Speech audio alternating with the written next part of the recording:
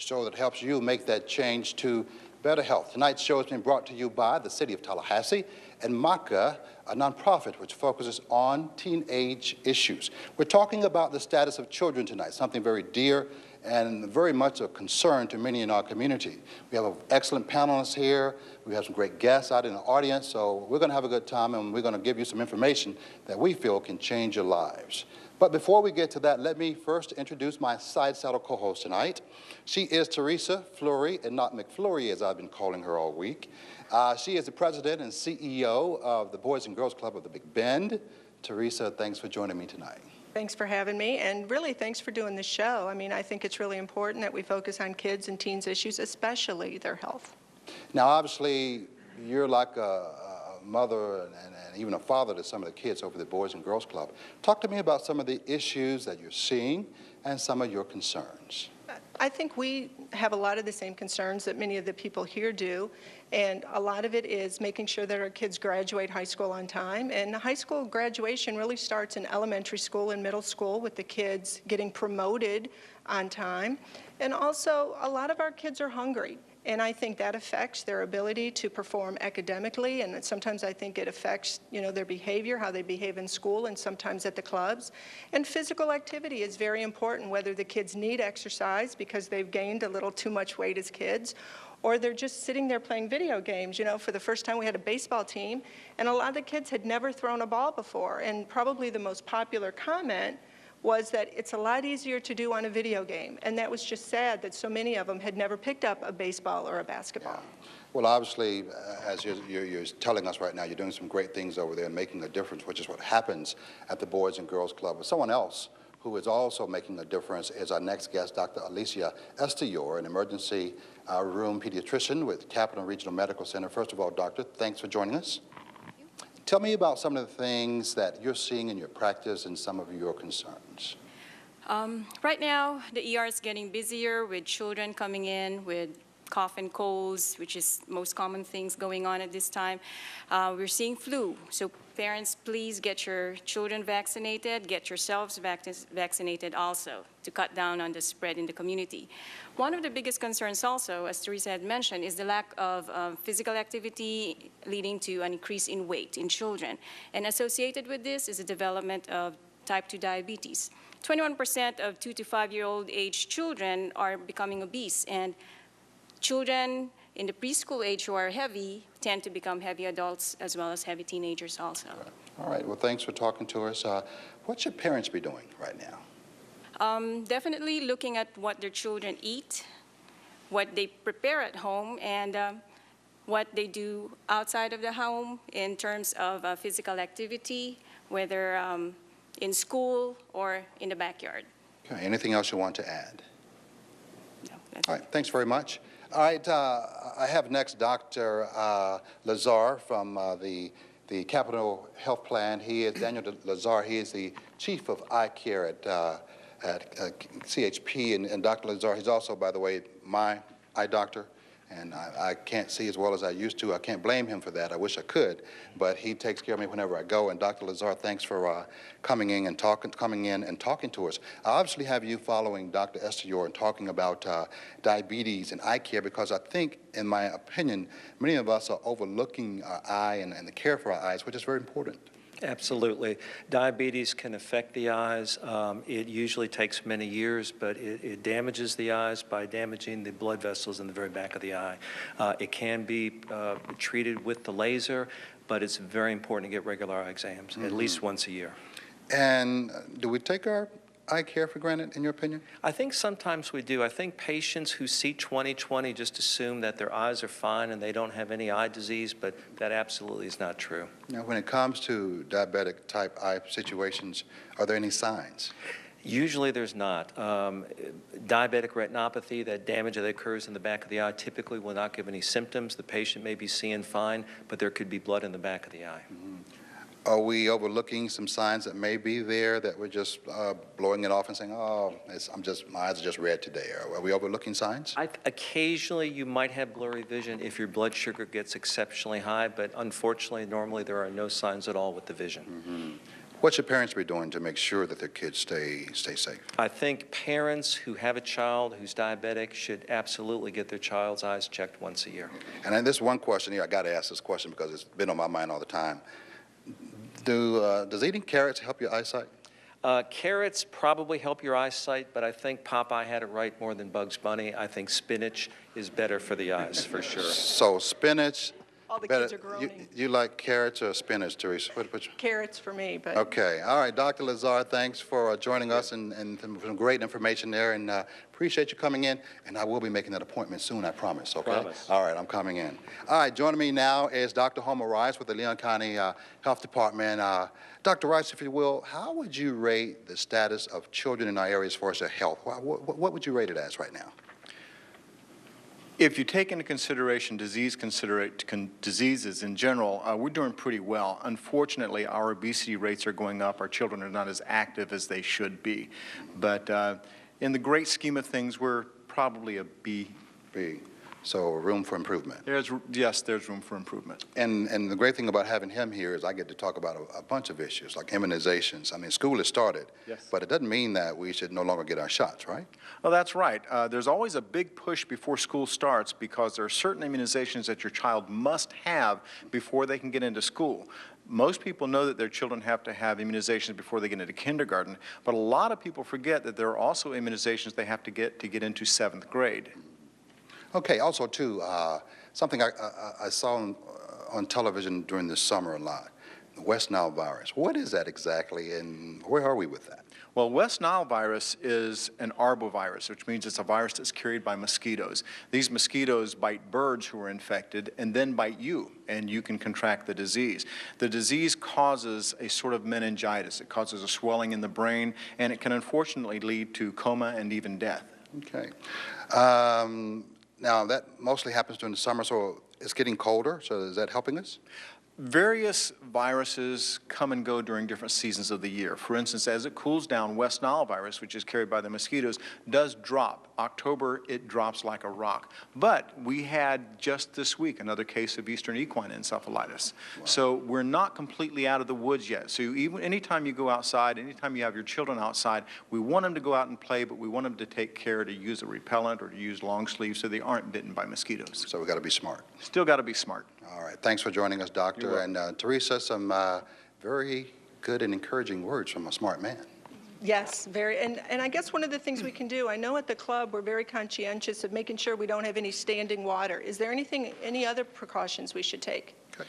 I think that one of the things people forget is that just a teaspoon of water can breed mosquitoes. So people think to turn over the tires and things like that, but they forget about dog bowls. They forget about little mud puddles, things like this. So eliminate standing water where possible. Encourage the parents of the children to use mosquito repellent. There are several different types that work very well. We usually recommend DEET, one that contains that product because it's a longer lasting and it's really resistant to sweat and things like that so that you can wear it for a long time when you're active.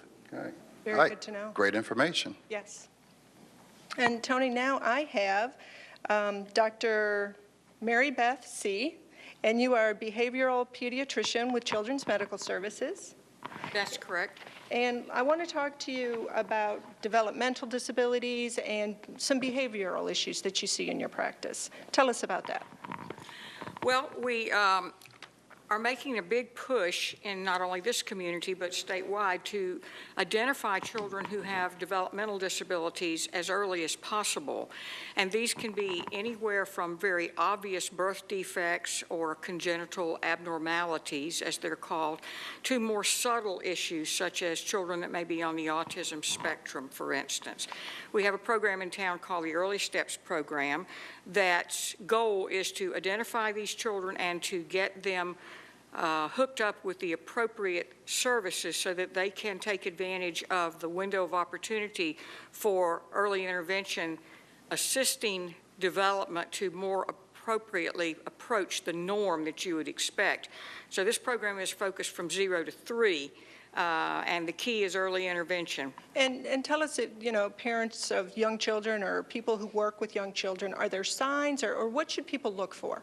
I think any time a parent suspects that their child is not meeting their developmental milestones, that should be a red flag to check that out further with your pediatrician or your primary care physician.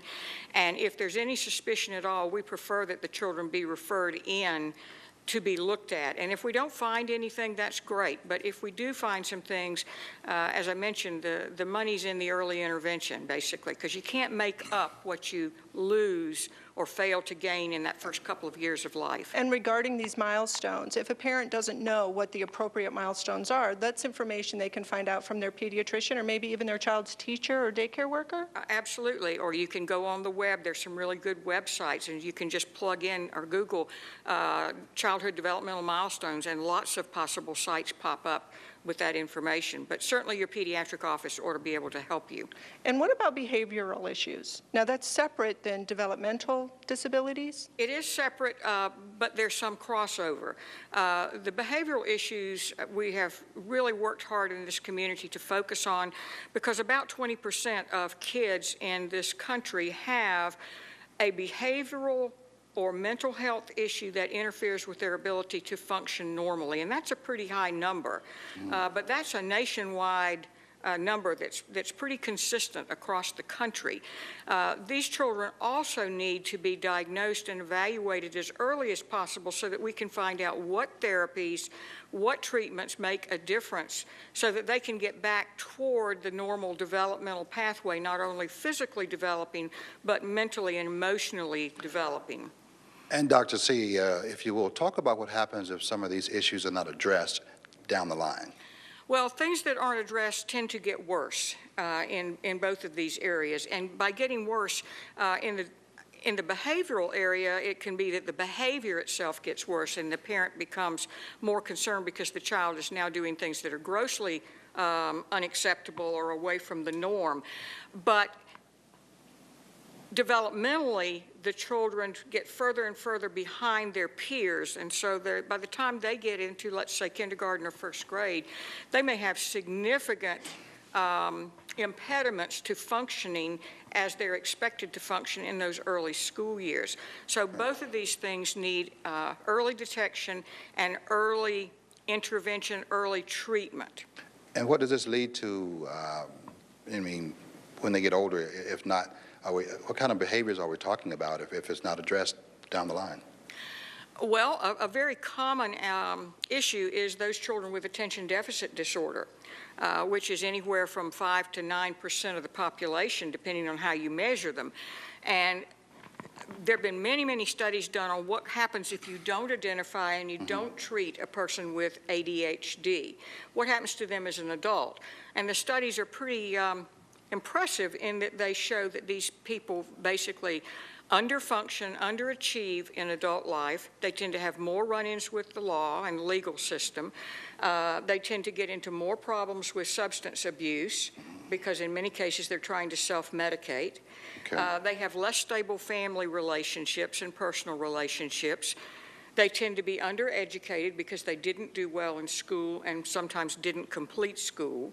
Okay. And on the other hand, if you take the same problem and you diagnose it and begin treatment early in life, the children essentially can normalize so that they don't have any higher rate of those things that I just mentioned than anyone in the general population has. Sure. Well, those are some scary facts. So what should parents be looking out for?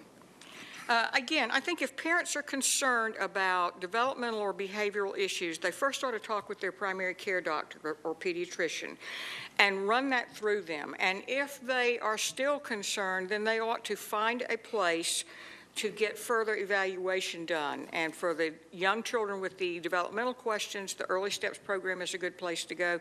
For children with behavioral issues, the pediatricians hopefully can refer them to agencies in the community. And Theresa, this is why I have her on the show. I got to tell you, I feel like we need a big flashing sign that says early intervention and don't be afraid to ask questions. Absolutely, absolutely. And Dr. Seay, thanks for coming in with some great information. And as she was talking about being preventative and being proactive, which is what our next two guests have been doing for years and years. I knew them when I was in television and still do. Joe Thomas from the Walker Ford Community Center and Sergeant Art Shepard with the Tallahassee Police Department have been doing their part quietly for a long, long time. Joe, if you will, talk about what you're seeing in some of the programs that have made a difference. Sure, Tony, no problem. One thing I'd like to share real quickly is that one thing that we're noticing, just like everybody else, as far as the obesity problem that we're having with a lot of our young people, and one thing that we realize is that we need to start doing more programs that's going to cause more physical activity. So what we're doing, we also have the video games and so forth there at the center, but the games that we have there is a lot more movement, more motion, more physical type activity compared to just sitting and mashing a button. So we want them to get out and do more as far as doing more physical type activities. So it seemed to be working a lot better. Now, one of the things that we do as well is go back to some of the old traditional things that we used to do as far as jumping rope. We have jump rope contests. We have hula hoop contests. These are things that's going to keep our kids moving, and they need to be more physical. So that's one of the things that we're doing more of, and not just at Walker Ford, but we notice that's being done throughout the city. Another activity that we have that we are very proud of is normally when we offer it during the summer, it's called our late night basketball program. And with the late night basketball program, we there 2 nights a week, which is that Friday and Saturday night, starts at 11 o'clock until 2 a.m. in the morning. So what we do, we'll start that first hour by just having them to play on that Friday night, just open basketball. You play, just have fun and enjoy yourself. And then on that Saturday night, we have a league that we offer. With the first 4 teams sign up. That's normally who we accept. Okay. And what we do, we have them to not play they cannot play man-to-man. Well, they play man-to-man. They cannot play the zone. We don't want them playing zone because that's the time they can sit and rest, and they're not doing that much. So we try to make sure that they run around and stay chasing each other all night long. So after they leave there, they can go home and go to bed, hopefully. Yeah. So like that, they don't have to get any trouble going into the streets or whatever that may be. So it works out very well, and we've had a lot of success with it over the years. 16 years? 16 years. Wow, isn't that awesome, folks? 16 years. What a wonderful program. Yeah. Sure. I'm sorry, Tony, but let me ask you, a lot of my kids at the Boys and Girls Club, they love to play basketball, and I'm sure they'd like to be involved in that. Tell us, how do they sign up? How do they get to be one of the first 4 teams? Well, what we normally do, like the beginning of June, we have them to come in and they sign their team up. And normally we start playing like the 3rd weekend of June. And it's a 6-week program. And we also give out awards and that kind of thing, as to who win first, second, third place, that kind of thing. So it's a lot of fun, and we have a lot of kids that participate. One of the things I was sharing earlier, that a lot of times we have a lot of the younger kids there. I'm talking kids about 5, 6 years old. And what we try to do is plan activities in our game room for them, because it's not fair for them to have to, for their siblings, the older siblings, they want to come and actually play basketball in our league. So a lot of times they cannot because of their younger siblings. So what we try to do is plan something for them so they can also be a part and enjoy themselves as well, because a lot of times they are the caretakers of those younger kids until their mom or whatever get home. So we try to plan for them as well. Yeah, they've been doing some great things for years, and I've worked with Joe for a long, long time. Too old to tell how old we are, but we've been working together. No comment. Yeah, we've been working together for a while, and Sergeant Art Shepard was very nice enough to come to the show tonight. I've known him for years and years, and obviously Walker Ford is one of the community centers that you guys partner with all the time, and one great activity is called Splash and Jam. Tell me about that and how successful that has been. Yeah, Splash and Jam, we started it about 2 years ago, where we partnered with Parks and Recs. And what we do is that every Friday night during the summer months, we rotate to different centers. And the kids that come in, they're allowed to swim. We have food there from pizza, subs, depending on what night it is. And also they get a chance to interact with the police. And the reason that we try to do this is that we know that when we have a lot of idle time, our youth have a tendency to get in trouble. So we figured that we come together and create an environment that's safe and fun, because that's important when you're young, is to be able to have fun. So this has been a very successful program. The kids love it, and the officers that work the event, along with the Parks and Rec personnel, have an extremely good time also. And we've got some great things going on in this community, and we have to just make folks aware of it. And one of the biggest activity for teens is being on the internet. They love, whether they're on their phone or whether they're at a laptop at home on a desktop. Art, our sergeant, we always talk about, we want the kids to enjoy it, but we also want them to be safe. If you have a kid at home or has a computer, what steps should parents be doing to make sure that if they're on the internet, their children stay safe? Number one, when it comes to the internet needs to be supervised. we recommend that if you have a computer in the house, that it need to be in a place where you're able to monitor that computer. And also, to the parents, you have to remember, the young people still need supervision. When it comes to the internet and using the computer, you should have their passwords. I know that you're going to say, well, you may be invading on their privacy, but the truth is that until they start paying their own bills, there ain't no privacy. And that's the position you have to take, because predators are out there. And right now, what they're doing is they're attracting our kids through the internet. So you should be aggressive, and don't feel like you're invading on your kids' privacy, but you should have those passwords. Yeah, thanks, Art. See, I have twin boys who are going to be computer programmers, and they know more about the internet than I'll ever know in my next 5 lifetimes. But the bottom line is you got to put your foot down. And when they look at me crazy, I look back at them even crazier. You know what I mean? Because it's really about safety. And, these teenagers feel, oh, nothing's going to happen to me. Hey, I'm invincible. Well, we all know that's not the case, and Sergeant Shepard can give you case after case of kids who thought they were safe, but there are predators out there every day who's trying to take advantage of them. And the key is for the parents to stay involved and to be proactive. And the gentleman that you have with you, Theresa, has been very proactive, Matt McKibbin, so take it away. Yes, and Matt, you are the program director with the Communities in Schools program, which helps prevent kids from dropping out of school. Tell us about the program. Communities in Schools is the largest national dropout prevention organization in America. We focus on giving the kids what we like to refer to as the third part of the educational triangle. You've got the governance piece, which is your administration, your standards. Then you've got the pedagogy, which is your teaching and your your curriculum. Then there's that other piece that we've been talking about a lot tonight, is that non-academic piece that really can get a student at risk really quickly. That student that doesn't have the proper eye care, or it's not getting those exams, that student that doesn't have the clothes, or doesn't have food, or doesn't have a caring adult in their life. And that's what Communities in Schools does. We literally do our name. We look for community resources, bring them into the schools where the students are. And are you at all the schools, or tell us what schools are you currently at? Here locally in Leon County, we're in 2 schools. We're in Hartsfield Elementary School and we're at Oak Ridge. Now, let me ask you just very quickly, because we're talking about dropout prevention, and everybody always thinks, oh my goodness, that's high schoolers, but you're in elementary schools.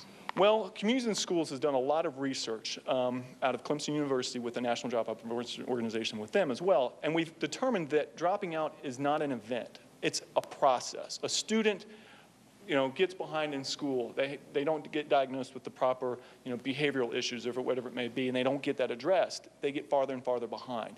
And so there's certain risk factors that we already know. We can identify these students that we know that if they have this, then they're less likely to be a graduate. How does a family get involved in your program?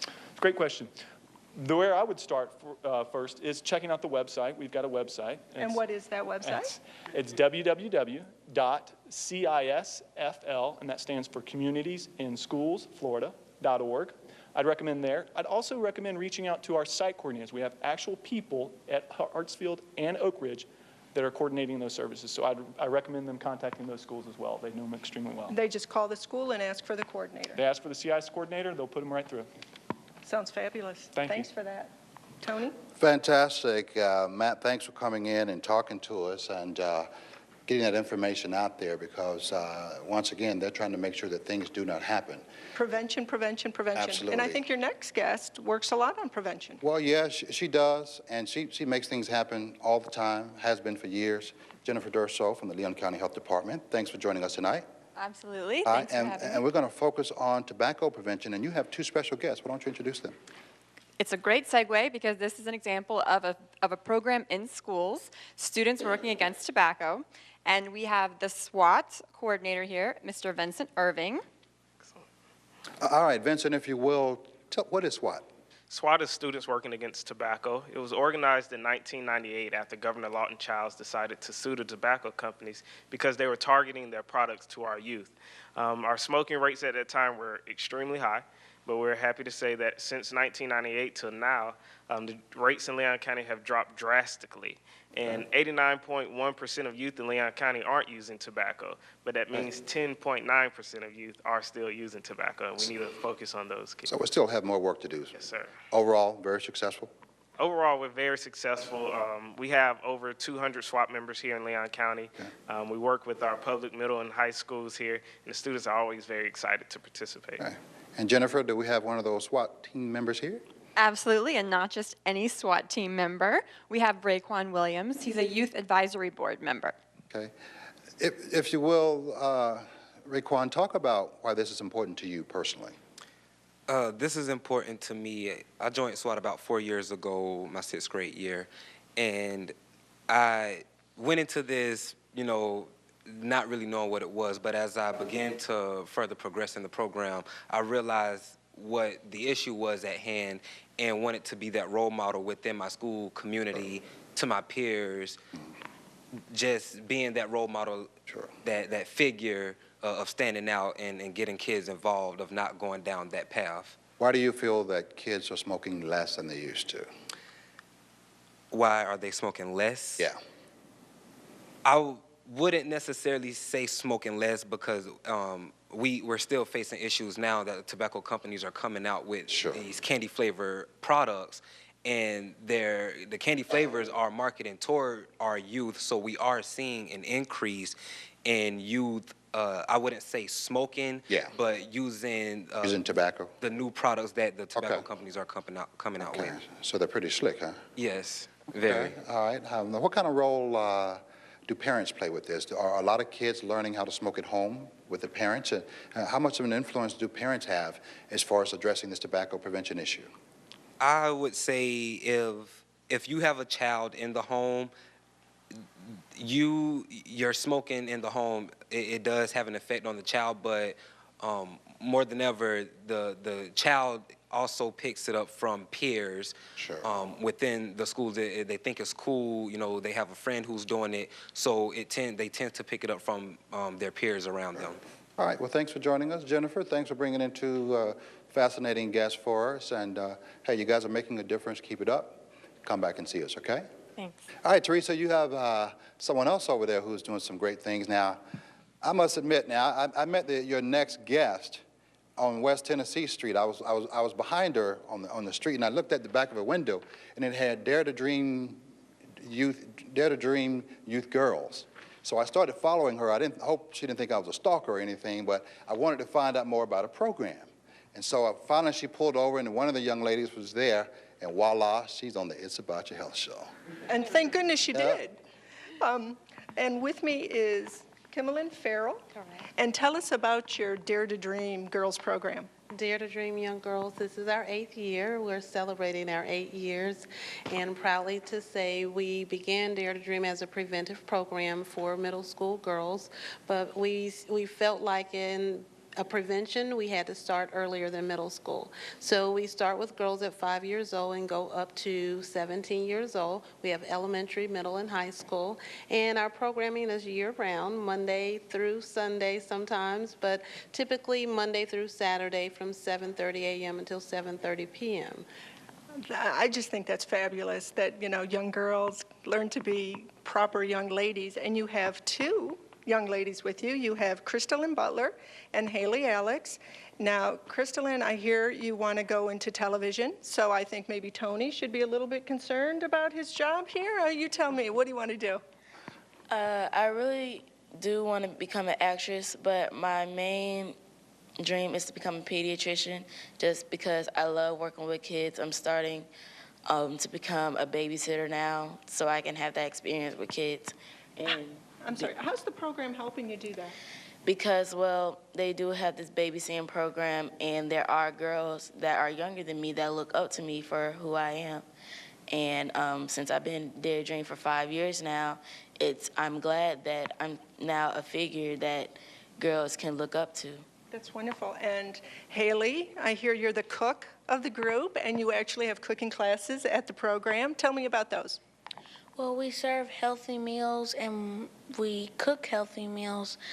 Well, we're doing chicken dishes now, and It's really inspired me to become a cook because that's been my dream. And before I started going to Dare to Dream's cooking class, I didn't know where to start cooking. How long have you been at the program? A year and a half or so. Did you bring any dishes for us to try? No. No. What's your favorite dish? Oreo cheesecake. Oreo cheesecake. Sounds good, Oreo cheesecake. Wait.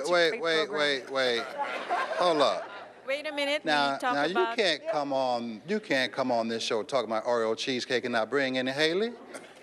What's up, Kimberly? It's your fault. It's not hers. It is.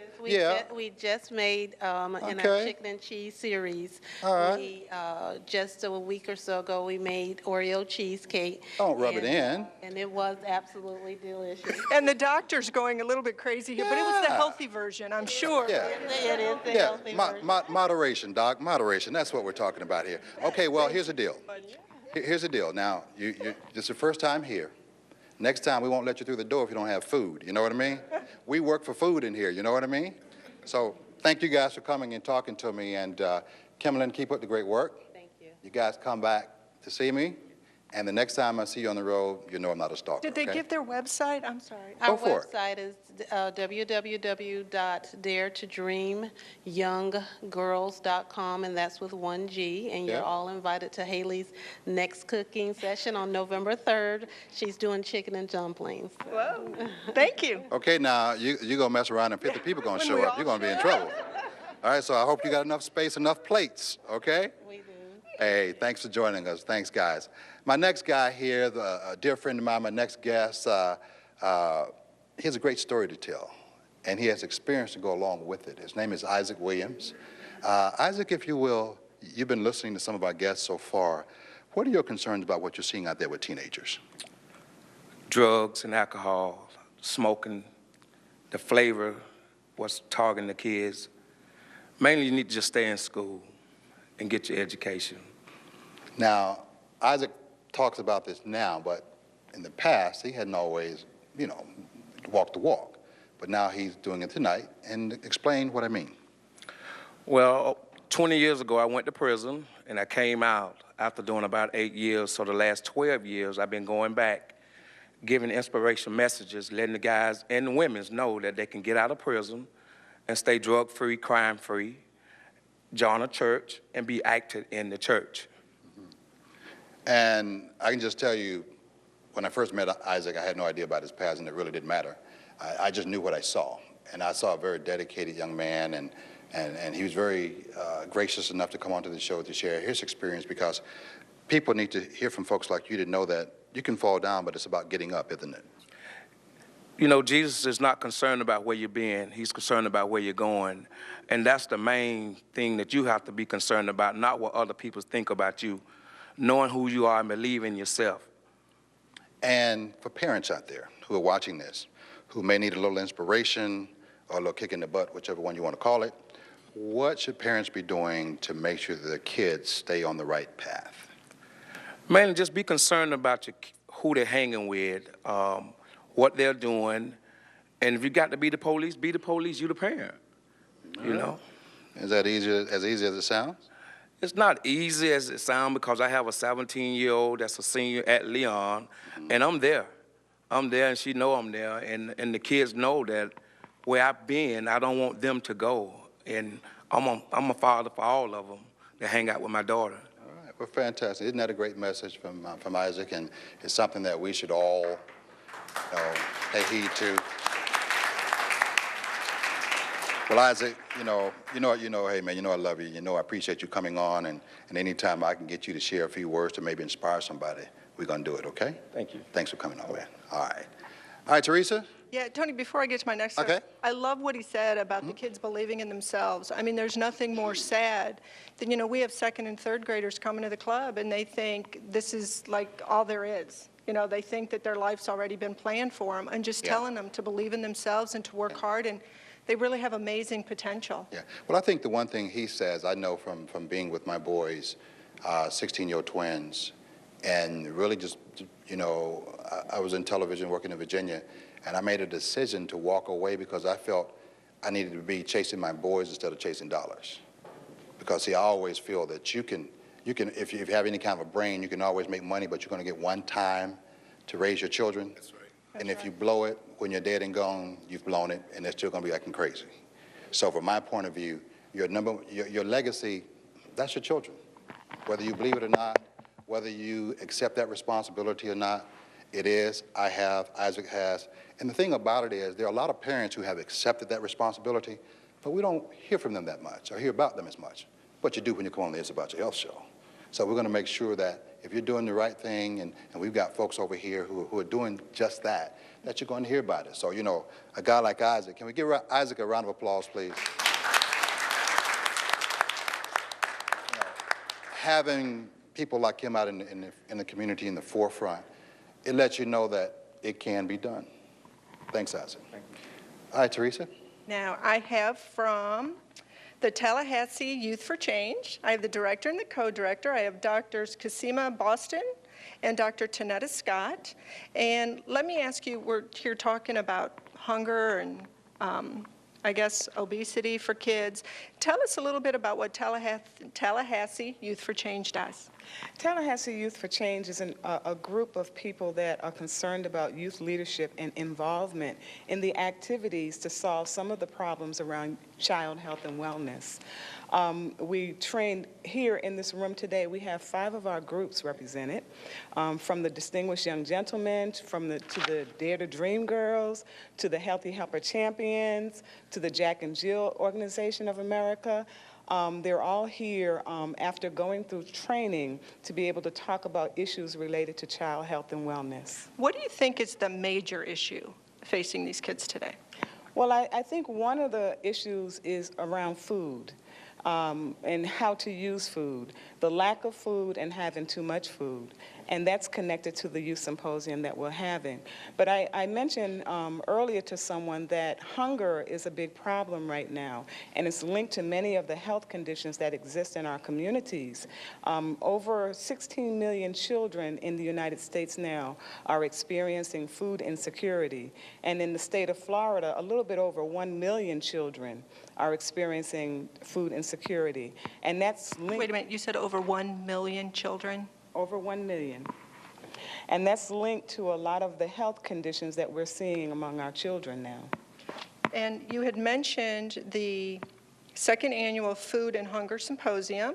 And Dr. Scott, if you could tell us about that, when it is, where it's at, and what happens at the symposium. Okay, so the second annual Youth Symposium on Food and Hunger, and as well as the Parent Mini-Conference, will be held on this Saturday, October 20th, at the Southside Arts Complex on South Monroe Street. With the symposium, we will have at least 9 groups represented, as well as organizations that focus on food and hunger in Tallahassee area, coming together to engage the parents as well as our youth to talk about food and hunger and child health and wellness in Tallahassee. That sounds great. And of the organizations you spoke about that were all represented, you have 2 very impressive young people with you today. And we have Maya King and Tariq Bonnet. Sorry, tell us your name. Tariq. I'm sorry about that. But let me ask you first, Maya, about the Photo Voice Project. I was told specifically to ask you what that is. Well, Photo Voice is basically, we were given cameras at our meetings, and we were able to take them home to our home environments, and we were able to take pictures of basically how we live and the foods we eat and the things we do, and we brought it back to our groups to show everyone that, or the different ways that we interact with others and the different ways that we eat healthy or that we don't eat very healthy. And I see that you're with the Jack and Jill organization, which is a great organization here in town and all across America. And Mr. Bonnet, notice I'm calling you Mr. Bonnet because I can't pronounce your first name. Tell us specifically about your project that you did. Well, with my project, we're with the Photo Voice, and we had 3 days to go out into our community with a camera, photograph and observe healthy and unhealthy eating habits and also activities that we're doing in the community. And so far, I've noticed that, especially at school, like during our lunch menus, although we have like the school lunches, other than that, we have very unhealthy stuff such as Chick-fil-A and also serving pizza, which is also very unhealthy to have, every day, and also having Gatorade, which is high in sugar, and not a lot of physical activity on top of that. So, are you trying to get the kids to eat and drink healthier stuff? Yeah, for the most part, we're trying to. You know, try to encourage people to drink more water. You know, because starting to get colder now, so you don't have to worry too much about, you know, Right. passing out through the heat, but still also to stay hydrated, keep your body healthy. And what organization are you with? I'm with the Distinguished Young Gentlemen of America. Very good. And I know you had two other young people with you that we didn't get a chance to speak with, and that was Tredarius Cox and Elizabeth Jones. So thank you both for joining us as well.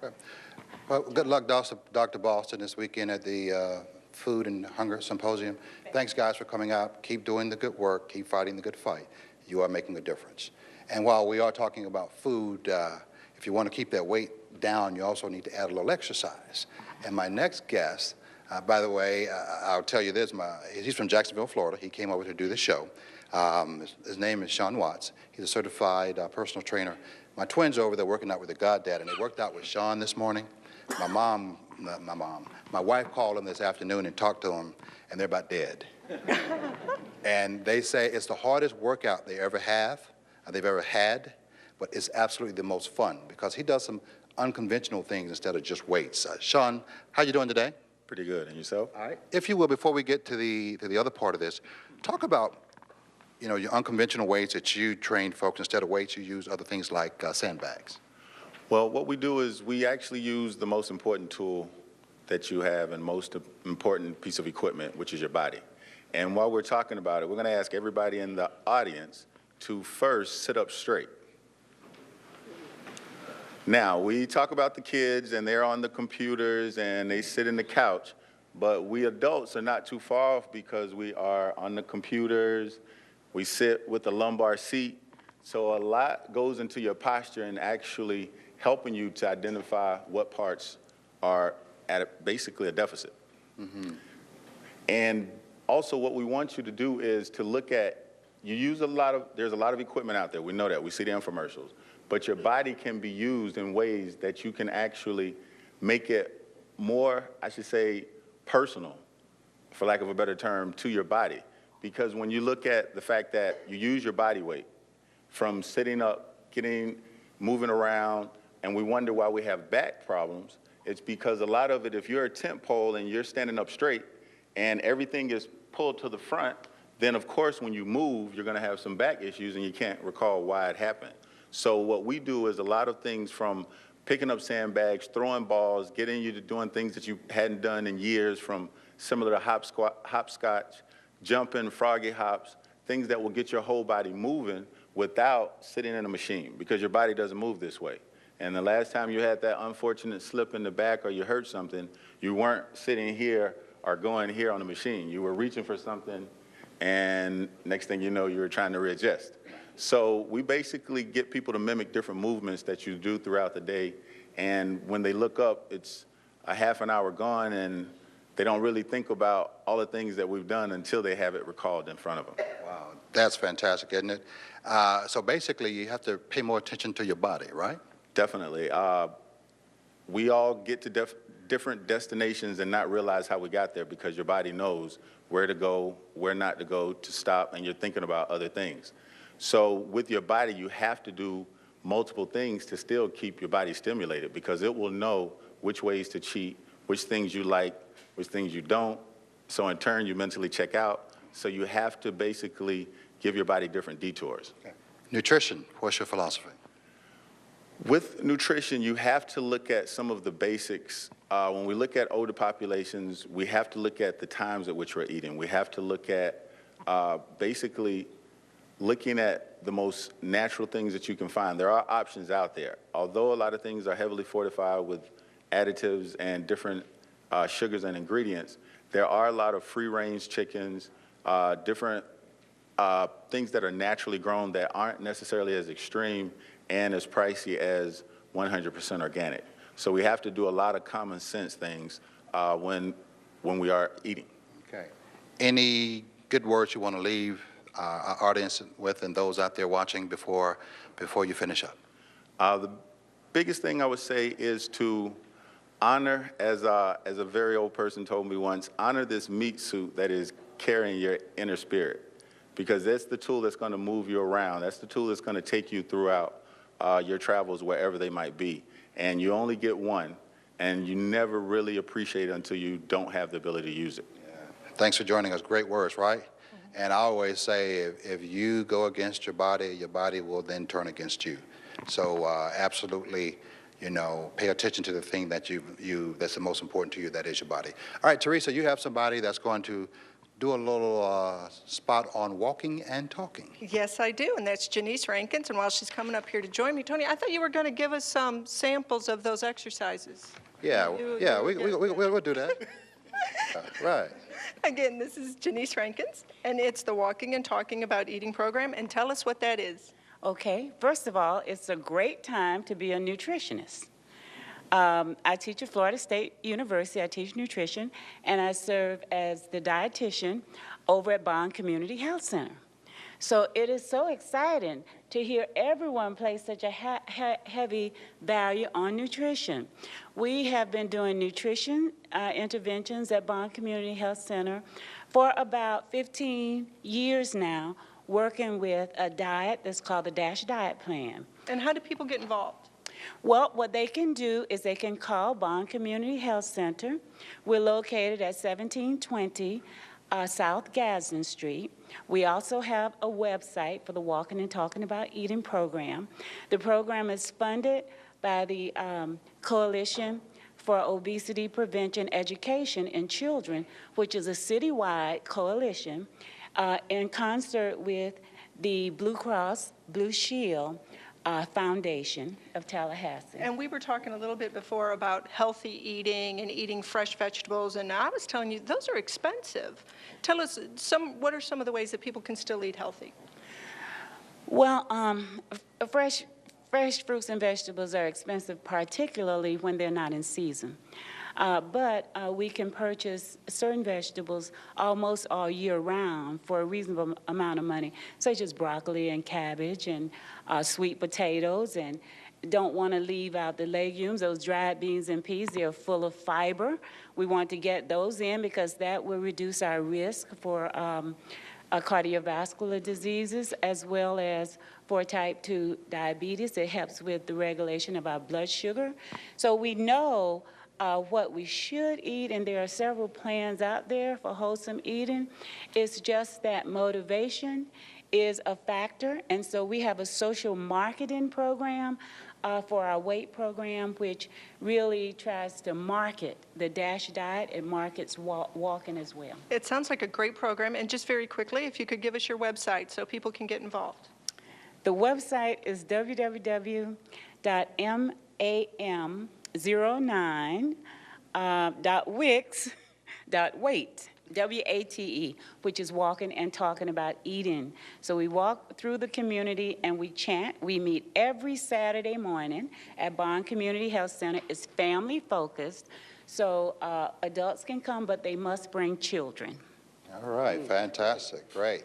And obviously, if you didn't get all those numbers, which I didn't, you can call the Bond Community Health Center, and they can kind of direct you to more information on the Walking and Talking program. Thanks for coming. We appreciate you very much. Thank you very much for having me. And I just want to mention that our medical director is also here in the audience. Yes. Dr. Robinson. Yeah, we'll get to her a little later on, Ms. Rankin. We got her. We got you covered. We got you covered. I'm joined now by Dr. Otis Kirksey, who is with the College FAMU FAMU College of Pharmacy at FAMU, Florida A&M University. I'll get it out sooner or later, trust me. But he's here to talk about a great football weekend with an even bigger cause. Dr. Kirksey, how are you? Good evening. How you doing? I'm great. Talk to me about what's happening this coming weekend. Well, the Prince Hall Shriners Foundation has established an annual game, Diabetes Classic. This is the 4th year that we've had it. About 4 years ago, the Prince Hall Shriners established a collaboration with the American Diabetes Association to raise awareness and money for diabetes. Committed $1 million over the next 10 years. We've given about $200,000 so far to this point. This weekend, we have several events planned. It's funny that we're talking about youth today because the program this weekend is all focused on youth. On Saturday morning, we'll have a diabetes walk, which will start in front of the College of Pharmacy, and we will end up at the Smith Williams Center and Walker Ford. We are asking kids to come out. Hopefully we'll have over 100 kids. We're going to give them free T-shirts. And once we get to Walker Ford, we're going to have actually a youth challenge. We have representatives from Kaiser culinary division that are going to be doing demonstrations on how to cook healthy snacks for your kids. We'll also be doing the standard health screenings as well. So it's going to be a fun weekend for both adults and kids. Okay, fantastic. And diabetes, that's obviously the focus. How concerned are you right now about the diabetes? You know, we focus on a central theme that diabetes prevention is proven, it's possible, and it's powerful. And building on that, our central theme is that we want to teach people that you can actually prevent the disease. And it's not through drugs, it's through lifestyle intervention, eating healthy and exercising. And I'm hearing a lot of that tonight. So I think we are on the right path. We just need to keep beating that same message. Okay. Anything else you want to add? Come out this weekend. Enjoy a good weekend. Hang out with the Shriners. It can be a Shriners parade, a lot of food, a lot of fun. Now, next month is National Diabetes Awareness Month? Yes, World Diabetes Day will be celebrated November 14th. We're going to have a press conference on the steps of the old Capitol. And so come out, be with us. This is really a time, you know, diabetes impacts African Americans and people of color disproportionately. And you look at the chronic complications associated with the disease, look at the amputations, the retinopathy, the renal disease, and so forth, all impacts people of color disproportionately. We can prevent, we can delay those complications from actually developing. So by practicing the same things, eating healthy, taking your medication, and staying active. Okay. Thanks for joining us, Dr. Kirksey. Always great to see you, buddy. Thanks to see you. Now, as he was telling you that next month is National Diabetes Awareness Month. Well, October is National Breast Cancer Awareness Month. As you can tell by my pink ribbon, my pink tie, my pink shirt. So I'm in. I'm in, Theresa. I got it. I know you were making me look bad. Yep. Thank goodness you gave me the little pink But ribbon. also, too, I want to add that the city of Tallahassee has a campaign as well against, breast cancer awareness, as are a lot of folks around the city of Tallahassee. If you go to talgov.com, you can look at their Paint the City Pink campaign that the city is doing a great job with, talgov.com. So they're doing some great things, too. And you got to guess who's in that fight as well. I do. I have Dr. Dale Wickstrum from the American Cancer Society. We've had a lot of talking about healthy nutrition and exercise.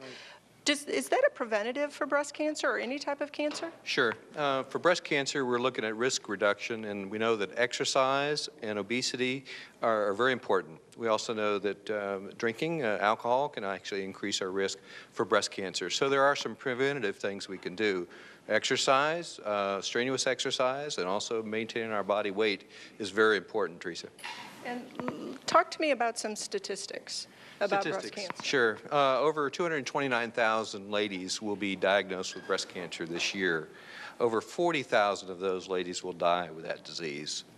Breast cancer is the most common cancer in women, and it's the second most common cause of death in women. You know, I've heard early detection is key. So again, preventive measures. We look at preventive measures. Early diagnosis is critical.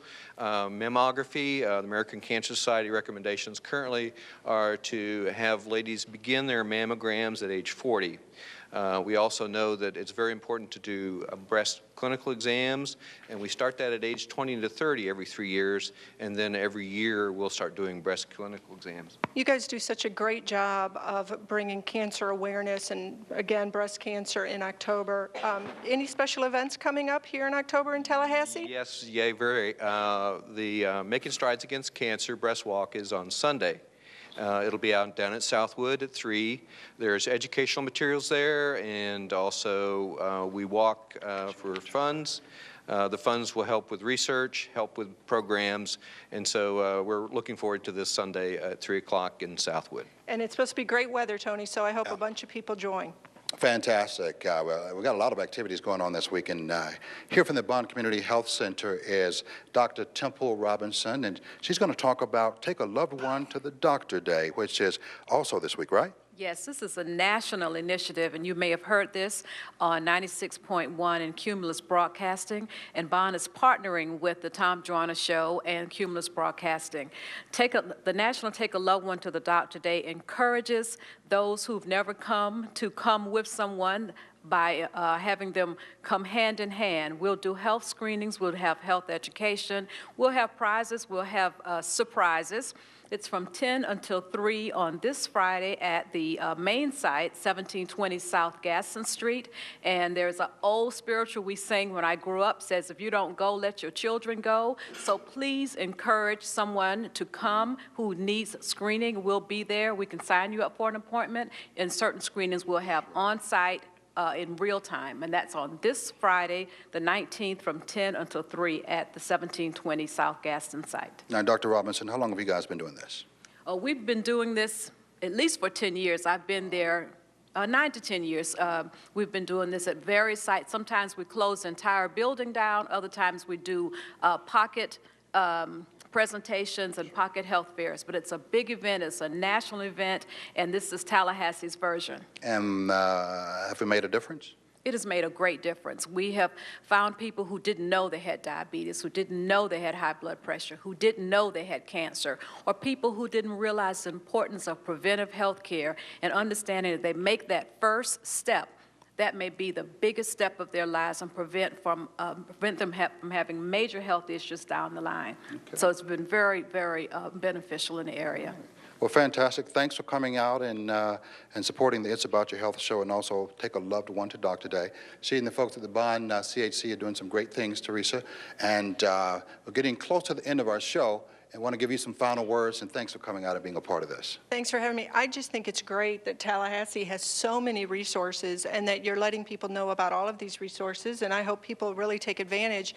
And I know I am just so excited to hear the boys choir.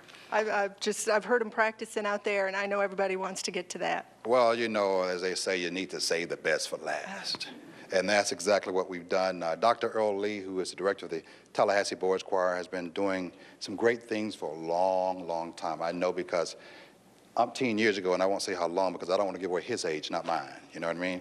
But he's been doing some great things and raising young boys into men, and that's really what it's about. Dr. Earle Lee, how are you, friend? I'm well, how are you? All righty. You've been on the front lines more than anyone. The one thing I can say about his young men is when you see them, they're professional, they have manners, they carry themselves in the way that Dr. Lee wants them to be. You're out there. What are you seeing out there as far as young men, and what are your concerns? More than anything is the breakdown of family values, morals. We've gotten away from Sunday dinner around the table, and everybody eats for themselves, everybody fends for themselves, and that's a very important time to sit around the table, and we do that a lot. You know, these boys love to eat. When we're traveling, when we're on the road, and we received an invitation to the White House to perform for the White House Christmas dinner. So we're going to have dinner with the president and the first lady and the family, and so we were working on manners and making sure that everybody's in place and we're doing what we're supposed to do. So, you know, we work very hard, and our motto is no excuses. Now, I hear you guys got that invitation when Michelle Obama was in town? Correct, and it just all worked out, and, you know, our steps are always ordered by God, so we just let him take control of everything. Well, when he's driving, you just sit on the other side and ride, I always like to say. Well, listen, you can see what this man stands for. These young gentlemen behind me, they're awesome. They're top cats, I like to call them. So what we're going to do now, you've heard from Dr. Lee. Now you're going to hear from the Tallahassee Boys Choir. I want to thank you guys once again for tuning into the It's About Your Health show. We're just trying to make a difference in your life. We're just trying to help you, help your family, help your children. Small things add up to big things if you're paying attention, if you're doing the right thing. You know, I always say it's not 10% in life is what happens to you. 90% is how you deal with it. So we're all going through some things. But the bottom line is we can go through it together and reach out to someone, because there's always someone who is willing to help. And Dr. Lee, I'm going to turn it over to you guys, and you do your thing, man. Thanks for watching the It's About Your Health show.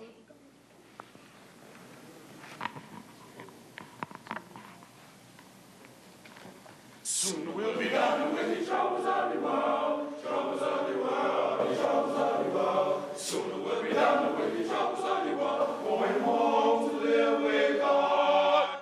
Soon we'll be done with the troubles of the world, troubles of the world, the troubles of the world. Soon we'll be done with the troubles of the world, going home to live with God. I want to meet my mother. I want to meet my mother.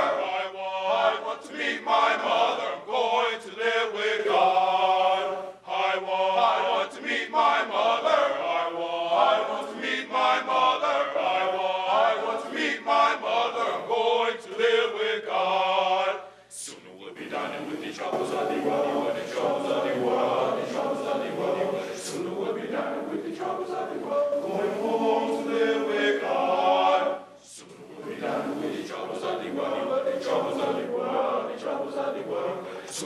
done with the troubles of the world, going home to live with God. No more, no more weeping and a wailing. No more weeping and a wailing. No more weeping and a wailing. I'm going to live with God. No more weeping and a wailing. No more weeping and a wailing. No more wailing. No wailing.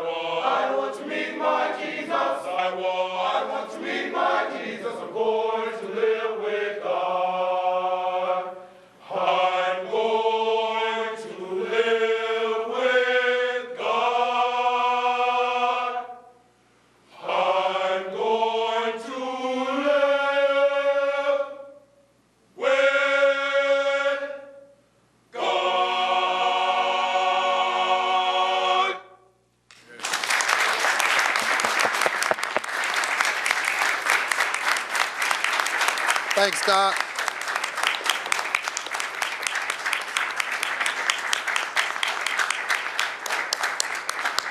They're wonderful, aren't they?